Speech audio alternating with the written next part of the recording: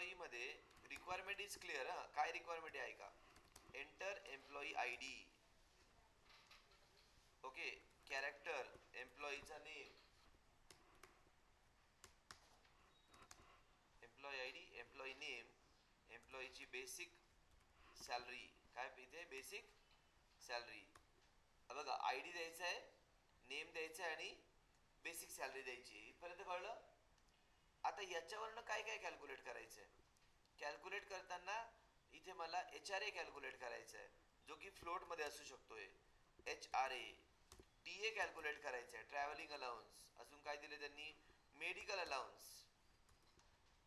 Medical allowance. काही असतात special allowance. ते डिपेंड्स करतं कंपनी टू कंपनी. मी 3च घेतो इथे. आय डी घेतला, नेम घेतला, बेसिक सॅलरी घेतलं. 3 मी कॅल्क्युलेट करतो आणि एक पी एफ असतो जो डिडक्ट होतो सॅलरीमधनं, मायनस होतो तो, आणि तो गव्हर्नमेंटकडे जमा होत असतो. कळलं? म्हणून जेव्हा लोकांची ड्युटी संपते किंवा काही कारणास्तव ते विड्रॉल करू शकतात, मग गव्हर्नमेंट त्याच्यावर काही इंटरेस्ट देत त्यांना. कळलं? ठीक आहे. P F.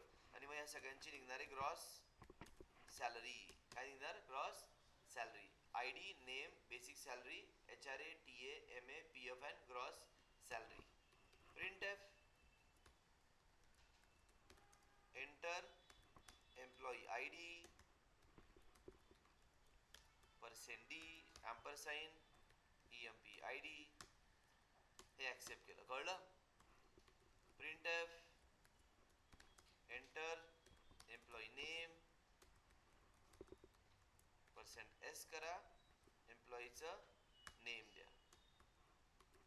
Print F. Enter employee basic salary,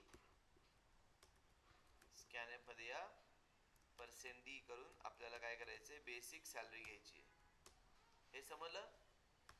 हे झालं इनपुट. इथे लक्ष द्या.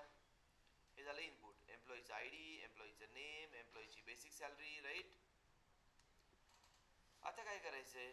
अंदाजे मी कॅल्क्युलेट करतो. H R A is equal to basic सॅलरीवर इंटू 0.4, म्हणजेच हा 40 येणार. कळलं?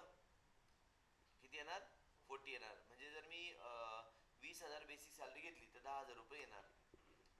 T A, travelling allowance, basic salary ह्यावर इंटू 0.08% घेतलं मी. किती घेतलं? 8%. H R A, T A, नंतर काय आला? M A. एम ए म्हणजे मेडिकल अलाउन्स.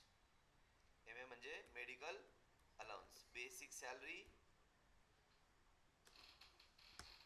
इंटू 0.06% घेतला मी तो medical allowance. H R A, T A, M A. अजून काय? एस ए पण आहे ना? स्पेशल अलाउन्स घेतलाय का? नाही घेतलाय. पी एफ घेतलाय. P F equal to basic salary into 0.0, P F असतो सपोज 9% घेतला बेसिक सॅलरीला. कळलं?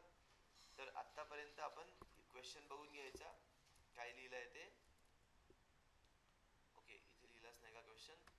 एंटर एम्प्लॉई आय डी, एम्प्लॉईचं नेम, एम्प्लॉईची basic salary, calculate H R A, T A, M A, H R A, T A, M A, P F आणि काय? Gross salary. Okay. I D, name, basic salary, calculate H R A, T A, M A, P F and gross salary. Display salary slip. Right? बघा आता. So H R ए किती घेतला मी? 4%, sorry 40% येतो तो. Basic सॅलरीवर T A 8%, medical allowance 6%, P F घेतला 9%.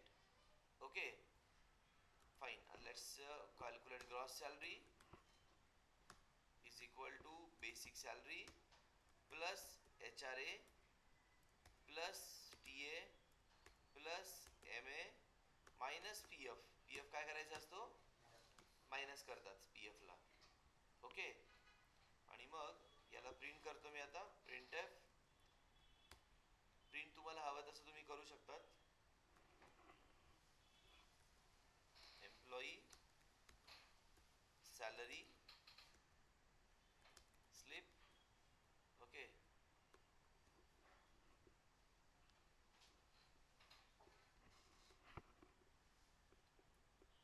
So printf एम्प्लॉईचा I D %d, emp id, then name hra ta ma pf employee id.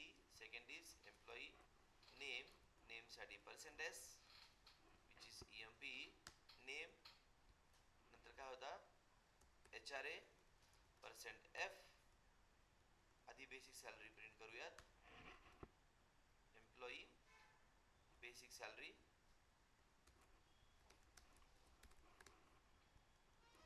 %d and this is the basic salary.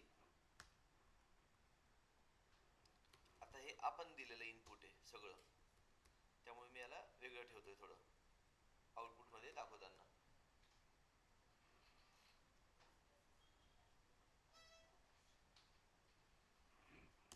Okay, now so I D name basic salary हे आपण calculate करतोय. HRA, this is the HRA here.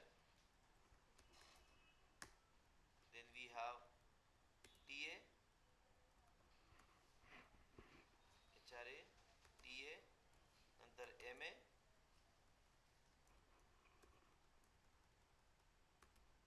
अजून काय होतं PF, %f, PF, and the last one is gross salary.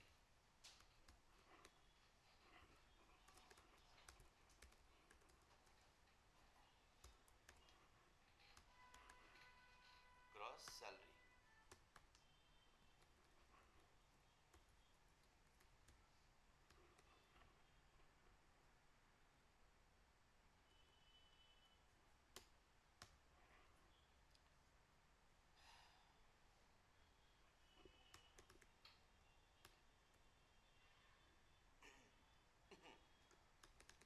Output proper print करा.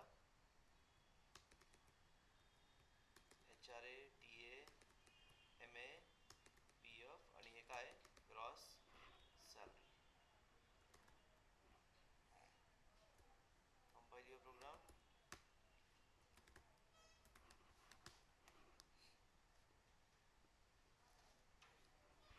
एम्प्लॉईचं I D, एम्प्लॉईचं name, एम्प्लॉईची salary.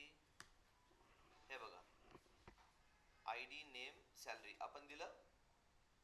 HRA किती आला 4000 आला. किती मी 10,000 ला 4000 बरोबर ना. 40% क्लिअर.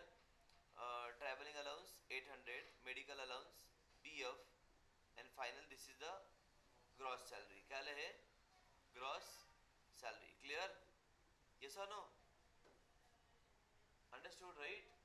तर PF जो आहे तो मायनस केला आपण सॅलरी मधनं राईट. आणि मग इथे त्याला नेट पेमेंट किती मिळालं इन हँड हे इथे दिसतंय. क्लिअर.